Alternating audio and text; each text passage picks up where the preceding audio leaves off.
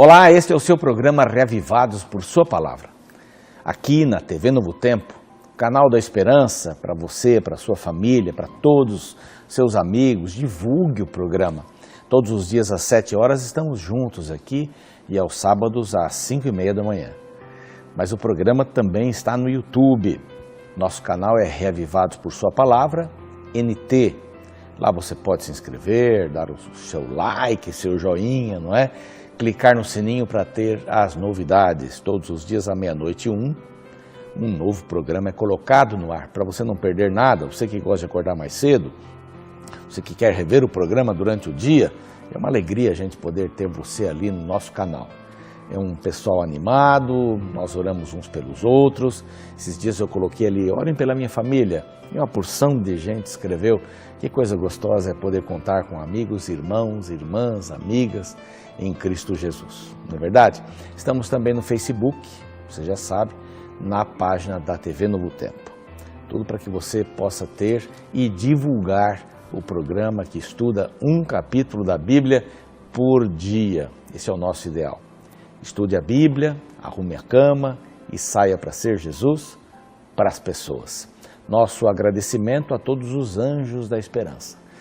Vocês têm feito a diferença na vida de muita gente sem mesmo saber ou ver, mas a palavra tem chegado a corações em todos os cantos do Brasil e fora do Brasil, em outras partes do mundo também. É uma alegria poder contar com você na propagação da palavra de Deus. Estamos agora no capítulo 17, 16 e 17, vamos falar sobre os dois filhos de José, a divisão, não é, das terras para eles.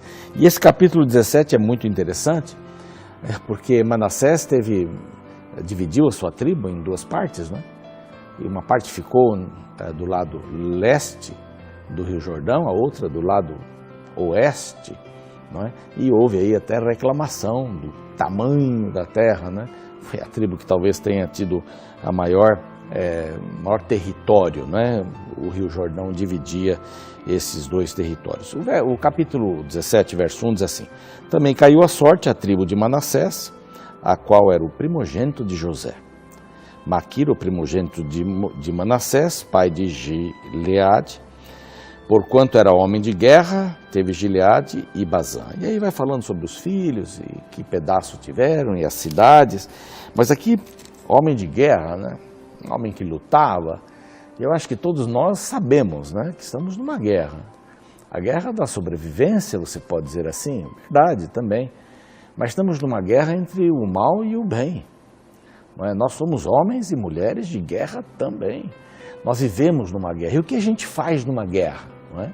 Se eles eram pessoas de guerra, o que a gente faz numa guerra? Bom, eu vivenciei uma guerra quando fui missionário na África, em Angola. Havia uma guerra civil e eles ficavam sempre em estado de alerta, não é? Sempre um barulho diferente, sempre recebendo ali notícias pelo rádio, não é? Pelos códigos. Eu ouvia muitos códigos, eu não entendia nada que eles estavam falando. Uma vez ou outra falavam em português, ali em umbundo também, para que a gente não entendesse também o que eles estavam falando, né?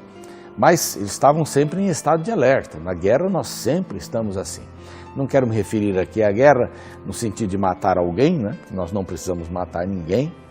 Nós precisamos morrer para o nosso próprio eu e estarmos crucificados com Cristo, né? E vivermos não mais nós mesmos, mas Cristo vivendo dentro do nosso coração, ou viver dentro do nosso coração.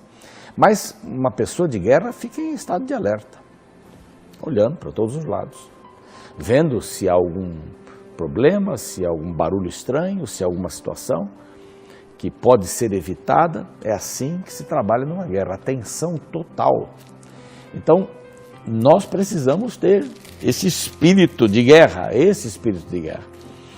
Nós estamos numa guerra espiritual, não temos forças para vencer essa guerra, de jeito nenhum. Mas o Senhor tem a força necessária para isso. Estamos sempre em alerta, né? Em estado de alerta. Bom, repete aqui no capítulo 17, verso 3, a história de Zelofeade. Lembram-se dessa história?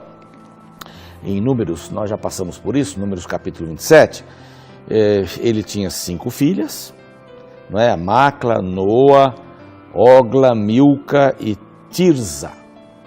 Conheci uma Tirza esses dias, né? E Milca também é um nome que a gente ouve por aí. Os outros nomes são um pouco mais difíceis, deve ter gente que se chama assim. Mas tinha 5 meninas, não tinha nenhum homem. E Moisés disse a elas que elas teriam parte por causa do seu pai. E eles eram da tribo de Manassés.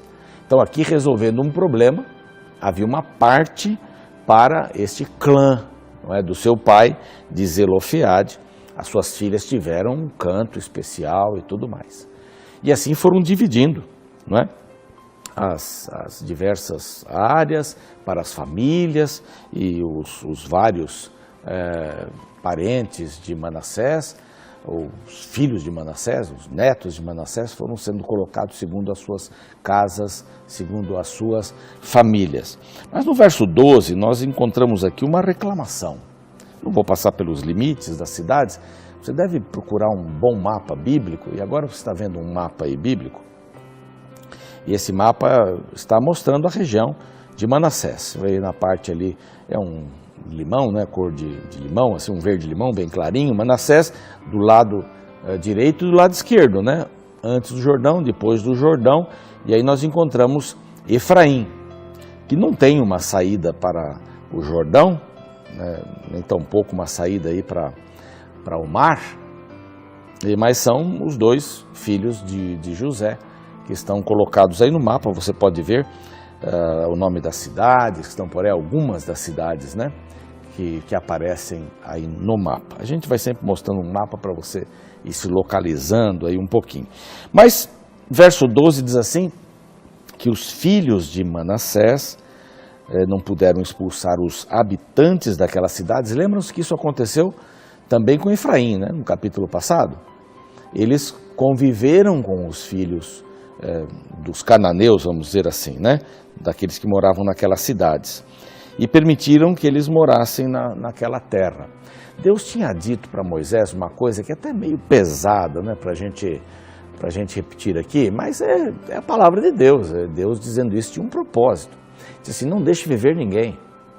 Ninguém deve viver. Por quê? Porque eles vão influenciar vocês. Esse povo foi colocado aí por Satanás. Os que já tiveram condições de se arrepender, se arrependeram e tudo mais. A gente sempre tem que dar uma chance, e Deus deu essa chance para todo o povo. Mas finalmente, porque lembram-se que Deus disse assim, vocês vão lá e conversem com eles e tudo mais, para eles saírem. Não querem sair? Então eu vou tirar esse povo da terra. Não tem conversa aí, porque essa terra é a terra que eu prometi. Abraão comprou essa terra, não é? E eu prometi essa terra como direito para vocês. Aqui vai nascer o Messias. Então você vê que a coisa já vai complicando, não é tão simples assim. Deus mandou matar? Não, Deus mandou tirar. O juízo já veio sobre essas pessoas que Satanás colocou e dominou a vida delas. Lógico que havia estrangeiros entre o povo de Israel. E eram aqueles que haviam aceitado a Deus como seu Senhor e transformado a vida. Só que tanto para Efraim como para Manassés, eles não tiraram os povos dali. Isso teve consequências terríveis. Você vai ver, quando a gente começar a estudar o livro de Juízes, é um livro extraordinário também. Alguns acham que ele foi escrito por Samuel e tal. Quando chegarmos lá, nós vamos ver essas questões aí. Mas nesse livro conta a decepção que o povo se tornou.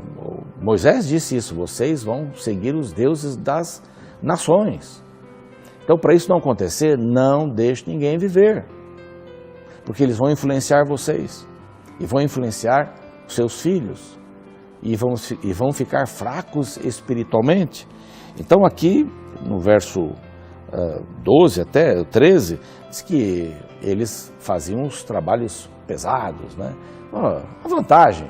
Então, eles querem ficar aqui, então vão ser nossos escravos. Não era esse o objetivo. De Deus nunca foi esse o objetivo. Eles precisavam ser tirados da terra para não contaminar o coração daqueles que queriam servir a Deus. E aí deu uma bagunça tremenda. Mas aqui há um pedido especial, no verso 14 e 15, é um pedido que realmente nos deixa uma situação meio ruim. na realidade, assim, deixa uma situação meio esquisita no ar, né? Vejam bem, verso 14. Então o povo dos filhos de José disse a Josué, que são os de Manassés: por que me deste por herança uma sorte apenas de um quinhão, senão eu sou um grande povo, visto que o Senhor até aqui me tem abençoado? Por que é que você me deixa uma parte tão ruim? E aí Josué diz: você sobe a montanha, faça como o Caleb, suba a montanha, e ali abra uma clareira, trabalhe, né? Você quer tudo de mão beijada, né? Tem algumas coisas aqui para a gente avaliar, né? É estar satisfeito, né? Tem gente que nunca está satisfeita, sempre quer um pouco mais, sempre quer uma casa maior, sempre quer um carro mais caro, sempre quer uma viagem mais distante, sempre quer alguma... Parece que tem um vazio no coração, e isso é verdade. Nós temos um vazio no coração tão grande que só Deus cabe ali, mais nada. Eu quero uma terra maior, eu quero uma situação melhor, eu quero ter uma vida mais tranquila, eu quero isso. E alguns até roubam, mentem, traem, para ter alguma coisa, ou para terem alguma coisa melhor. O Senhor deve ser o nosso suficiente Salvador, amigo. Nós devemos estar contentes com aquilo que a gente tem, mas também devemos, claro, querer mais, progredir, mas não devemos fazer isso como esse hábito de reclamação, aceitar as coisas. E eu quero orar com você nesse momento, pedindo isso para Deus. Pai querido, ajuda-nos a aceitarmos as vicissitudes, as dificuldades, e ajuda-nos também a termos sonhos, crescermos, mas que não façamos parte do grupo daqueles que só reclamam, querem sempre mais, mais, mais. O maior pedaço do bolo, o melhor vestido, o melhor carro. Ajuda-nos a termos no Senhor tudo aquilo que precisamos ter. Que o Senhor preencha o nosso coração em nome de Jesus. Amém. Muito obrigado. Até o nosso próximo encontro.